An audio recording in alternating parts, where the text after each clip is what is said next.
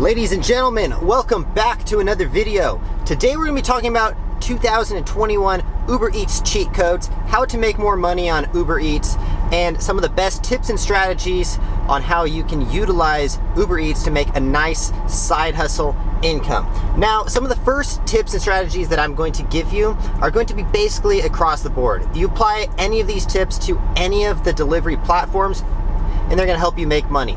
Number one, the first one that I think is absolutely most important is picking out your time and scheduling. So making sure that you are scheduling yourself during the correct times where most customers are ordering from Uber Eats. Now this usually pertains to lunchtime and dinner time. Those are the two most popular times where customers are ordering food. Now, especially as independent contractors, I find it very popular that a lot of independent contractors don't actually go and schedule themselves.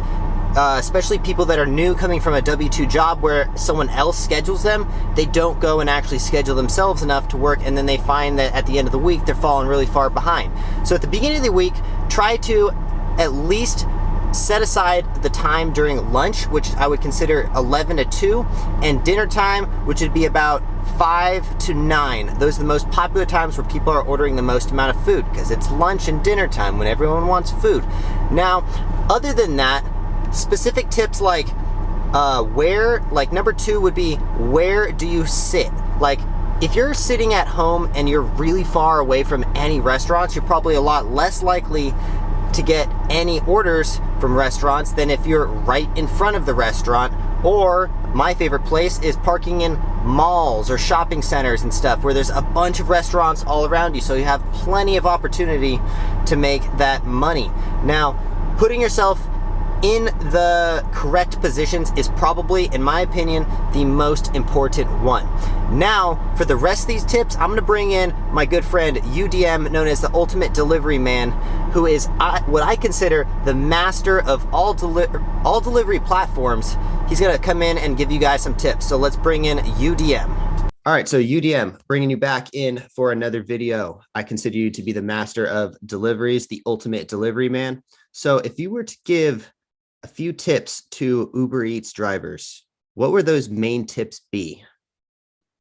Okay, majority of the time, what I've noticed is many drivers, they look at pay, miles, and that's it, right? Pay, miles, and restaurant. Let's not leave the restaurant out. All right. Now, it's very important that you look at all the details. And the main detail that you need to pay attention to, especially if you're a multi-apper like I am, right, is the total time. That's why I tell people, since the Uber Eats timer, the timer goes down so fast, take a screenshot of that order as it's coming in, right? Take a screenshot of it and look at the total time that they expect. That is the estimated amount of time. Don't ignore it.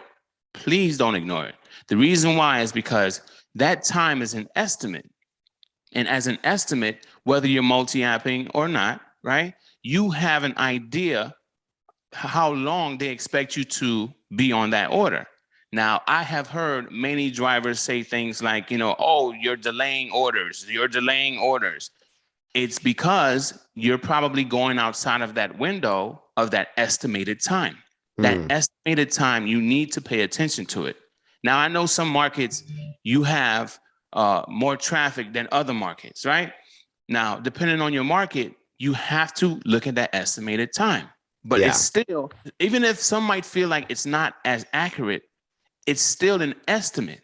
So if you know what the estimate is, if it says 50 minutes and you're arriving at 12 o'clock, or you got the order at 12 o'clock, that means you have until 12:50 to pick it up and drop it off. If something goes wrong, you need to communicate with Uber or whoever. The customer, at least they would track that information and you would be avoiding that delaying of orders email. Yeah. So don't ignore the estimated time. Don't just look at the pay, miles, and restaurant. Look at that time and use it to your benefit, multi-apping or not. Okay, cool. That's a huge tip, actually. I didn't even think of that one.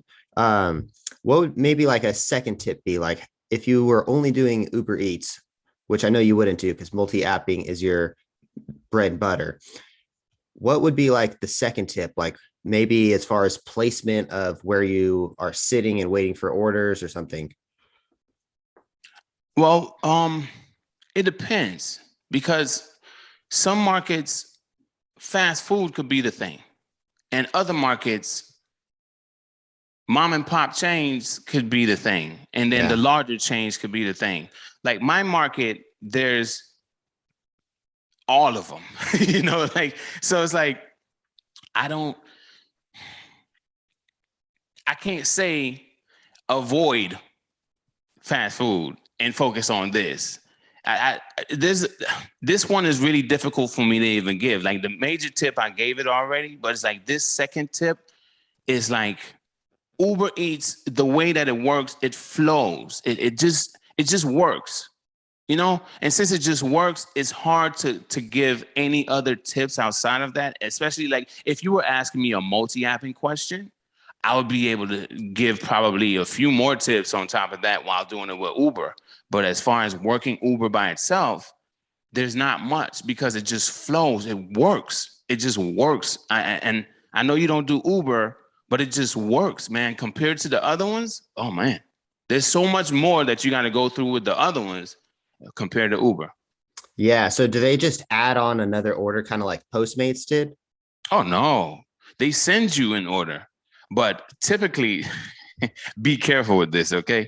All right, for all my Uber Eats drivers, do not, especially Android, all right, do not accept the $1.50 ad additional, okay? Like of course, they're gonna try to get you to accept the additional offer, but please make sure, if I'm telling y'all on my channel, don't take $2, why would you take $1.50?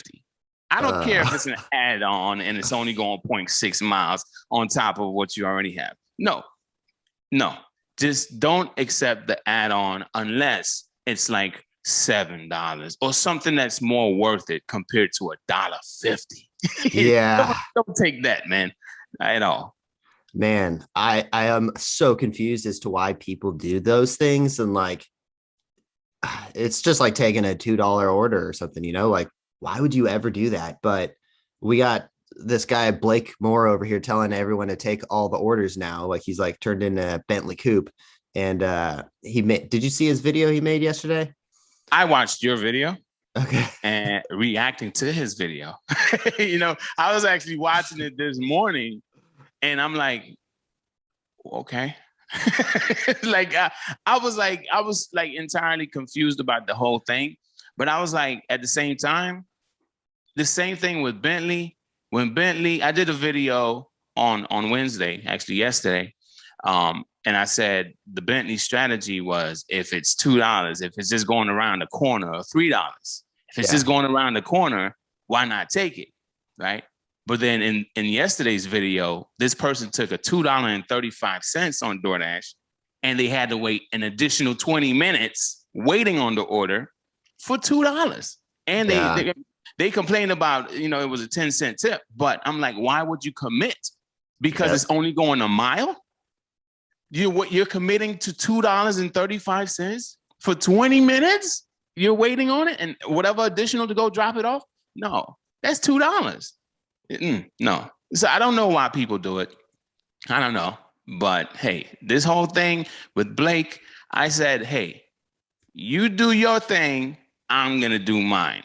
If the audience that tunes in wants to do it Blake's way or Bentley Coop's way, hey, more power to you. But the audience that want to tune in to me or Tanner and say, hey, you know what? I'm not taking the $2. I'm not taking, that's not worth my time.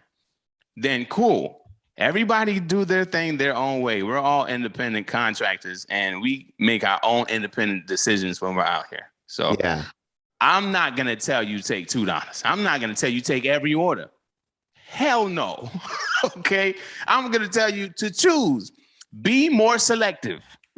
Okay. That's what I'm going to tell you.